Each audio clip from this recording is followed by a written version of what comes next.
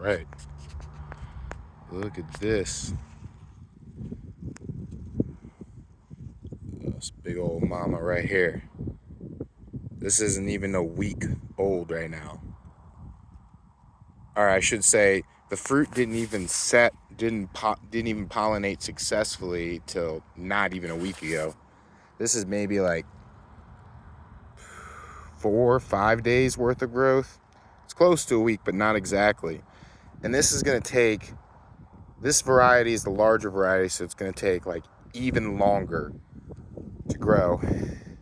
But you see, this is my chaos garden here. And I'm just letting it do its thing and just fertilizing it twice a week with all natural fertilizer. Basically, fish emulsion followed up by a granular, slower release fertilizer. And I just do that every 2 weeks. Make sure I water it regularly. And I should be giving it all it needs right there. Wow, that is a pretty big size one.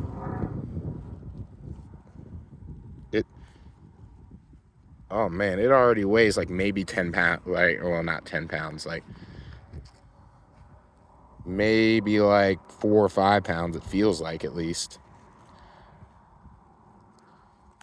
And it's already like really weighing down it.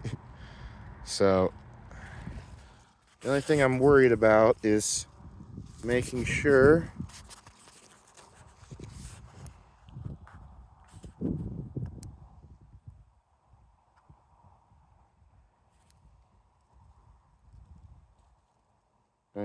that the vine where it tips is not going to break. I don't want to create too much stress or pressure. So I think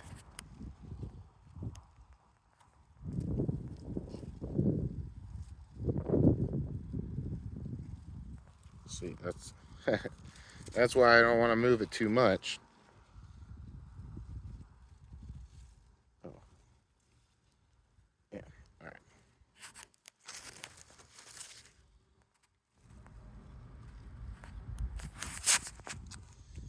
Yeah, I really don't like it like that, but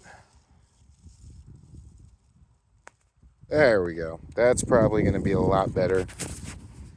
A lot less stress from that tip right there. So that's pretty much its only lifeline, so to get big and bulbous. But yeah, it's you can tell it's like definitely weighing down the shade cloth already, so I'm gonna have to figure out something. But trying to see if we have any baby cucumbers, or cucumbers, baby watermelon anywhere over here. And I don't really see any. I don't think. Oh, yep, we do have one. One down here. I don't know if it. See, in order for it to get this big, it's got to be pollinated by the pollinators. And if it doesn't adequately pollinate, then it's gonna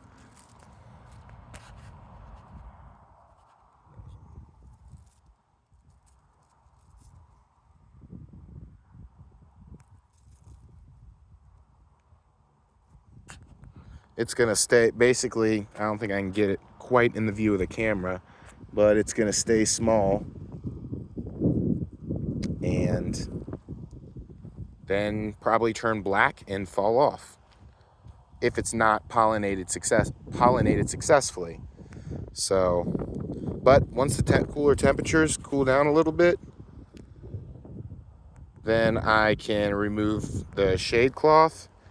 I'll put it in some sort of pantyhose sling, prop it up by one of those saguaro cactus spines, maybe a couple of them, bound together with thread. And then, yeah, try to figure out some sort of sling situation to allow them to grow properly. Since it's pretty much overgrown my shade cloth, I'm not quite sure how I'm going to do this, but I'll figure it out. Anyways, I just wanted to make this little video. Peace.